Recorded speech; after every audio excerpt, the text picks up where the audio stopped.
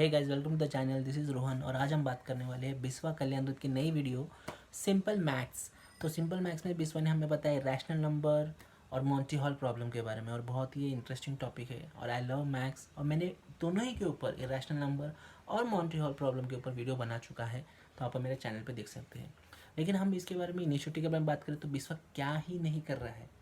Chess खेल रहा है, कॉमेडी कर रहा है, सीरीज़ बना रहा है कैसे कॉमेडी करते हैं, और मैथ्स भी सिखा रहा है, हिस्ट्री के पॉडकास्ट भी क्या क्या कर रहा है। तो हम वो दो चीज़ें जो उसने बताई उसके बारे में हम थोड़ा इन संशय में बात करते हैं और आपको और थोड़ा एक्सप्लेन करने की कोशिश करते हैं मेरे तरीके से। Biswa, if you are watching this, I will love to collaborate with you. मुझे गेस्ट लेके आओ, मुझे सिखाओ, मैं कुछ इनपुट दूंगा, फीडबैक लूप बनेगा and it will be a very amazing video for both of us and I will love to contribute regardless. तो हम चलते इरेशनल नंबर के बारे में। इरेशनल नंबर को समझने से पहले हमें समझना होगा रैशनल नंबर्स।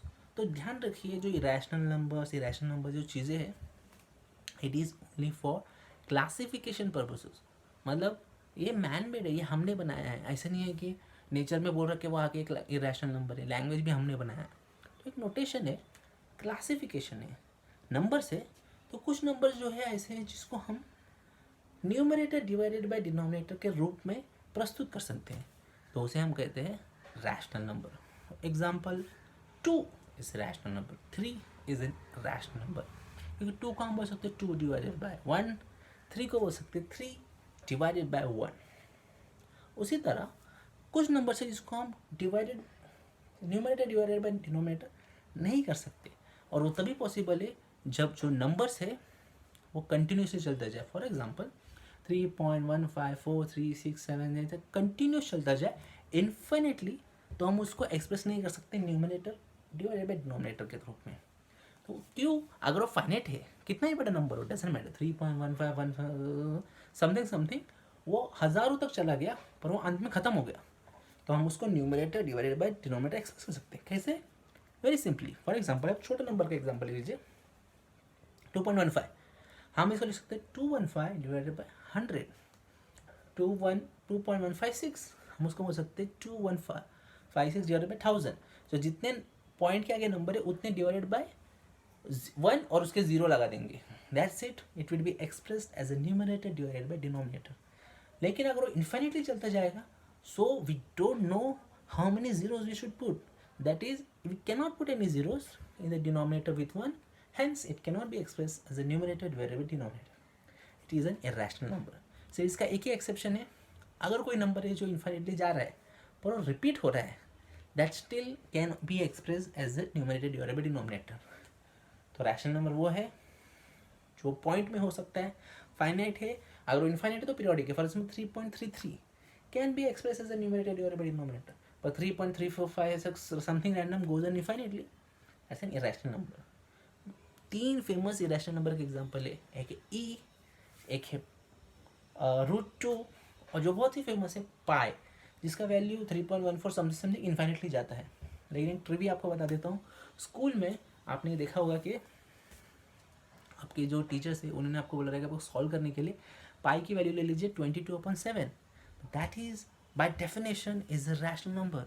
सो पाई की वैल्यू 22.7 नहीं है, लेकिन उसका एक अप्रोक्सीमेट, जैसे कि फॉर एग्जांपल कोई एक रैशनल नंबर है 2.14 समथिंग चलते जाता है, दैट इज़ वेरी क्लोज और इक्वल टू अप्रोक्सीमेटली 2.1। सो उसकी वैल्यू लेके हम वो सॉल्व कर सकते हैं, मैक्रोली कुछ डिफिकल्टी नहीं होगी। पर रियलिटी में those both are totally different numbers. Macro scale में ज़्यादा फर्क नहीं पड़ेगा, पर माइनर स्केल में काफ़ी ज़्यादा फर्क पड़ेगा। Let's get for you irrational numbers very well. Second चीज़ बिस्वा ने बात की, it is a Monty Hall problem. So Monty Hall problem एक शो है जो मॉन्टी हॉल चलाता था होस्ट। प्रीमाइस बहुत ही सिंपल है, 3 दरवाजे हैं, एक के पीछे प्राइस है, 2 के पीछे प्राइस नहीं है। आपको बोलते हैं रैंडमली आप चूज़ कीजिए। आपने बोला डोर नंबर 1, अभी होस्ट क्या करता है, डोर नंबर 2 ओपन करता है और बोलता है इसमें प्राइस नहीं है। आपको बोलता है do you want to stick with your door or do you want to switch the door? So most people don't know what should do at this situation. मतलब ये सिचुएशन हम स्विच करें कि वही डोर चूज़ करें। तो इसका mathematical solution है, बहुत ही सिंपल है। इसको समझने के लिए हम इसी को प्रॉब्लम को एक्सपैंड कर देंगे। तो आप समझिए, मान लीजिए 100 डोर से एक के पीछे ही प्राइस है और 99 के पीछे प्राइस नहीं है। आपको बोलता है रैंडमली एक दरवाज़ा चूज़ कीजिए, आपने बोला डोर नंबर 1, अब वो कहता है डोर नंबर 2 ओपन करता है, डोर नंबर 3, डोर नंबर 5, और वैसे करते जाता है। सिर्फ एक डोर छोड़ देता है, डोर नंबर 6 या 7, और सबके पीछे बताता है कि प्राइस नहीं है। अब आपको कहता है कि आप वो अपने डोर के साथ स्टिक करना चाहेंगे या स्विच करना चाहेंगे। यहाँ पर अपने इंट्यूशन बहुत ही काम में आता है। बहुत ही सिंपल है। 100 में से आपने क्या प्रोबेबिलिटी कि आपने सही दरवाज़ा चूज़ किया रहेगा प्राइस में? बहुत ही रेयर प्रोबेबिलिटी लग रही है मेरे ख्याल से। 100 बॉल है, रेड बॉल है, सैक में डाला आपने, क्या है पॉसिबिलिटी कि आप रेड बॉल निकालो, सॉरी ग्रीन बॉल निकालो, अगर एक ही ग्रीन बॉल है उसके अंदर तो वेरी लेस प्रोबेबिलिटी। तो आप लॉजिकली कहोगे यार मेरे को स्विच करना ज़्यादा बेटर लगता है। सेम लॉजिक अप्लाइज, वो डोर कितने भी हो डजेंट मैटर।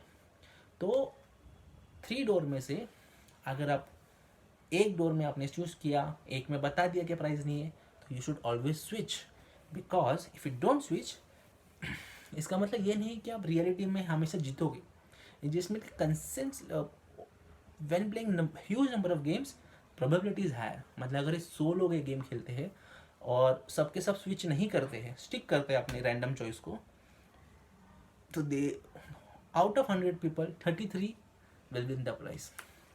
एंड आप स्विच करते हो ऑल ऑफ वो, देन उसमें से 66 पीपल विल विन।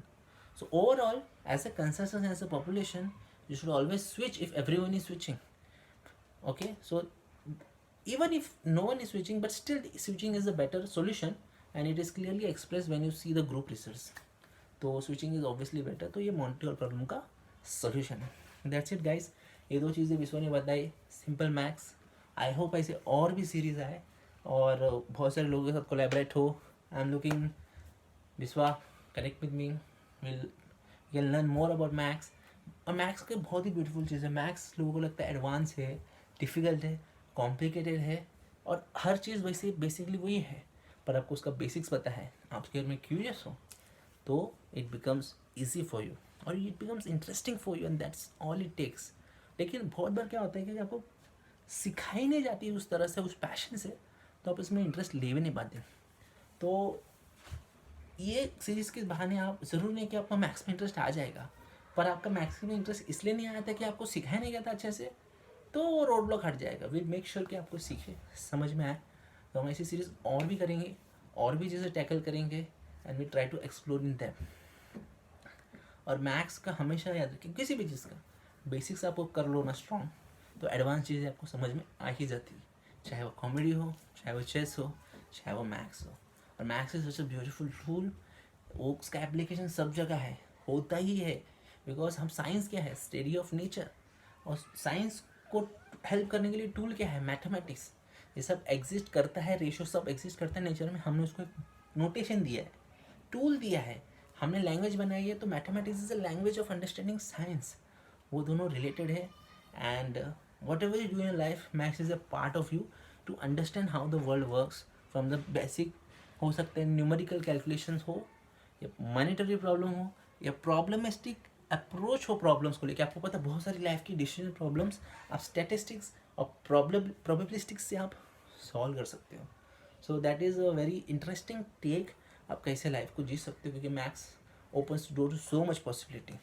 जैसे आप कहीं पर जाओ, ठीक है, तो आप उसको एक कोई भी प्रॉब्लम को आप एक्स वाई लेके, और उसको एक प्रॉब्लमेटिक्स तरीके से, ये स्टैटिक्स है कितना लाइकली है कोई चीज़ होना या नहीं होना, उस अप्रोच से आप लाइफ को जी सकते हो या नहीं भी जी सकते हो, it's up to you. But maths gives you the tool to see things in different way, see things in a different light, and so does science.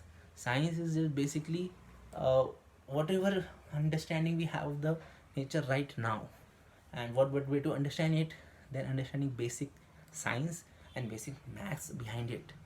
So we start with irrational numbers, but not because it's an irrational concept.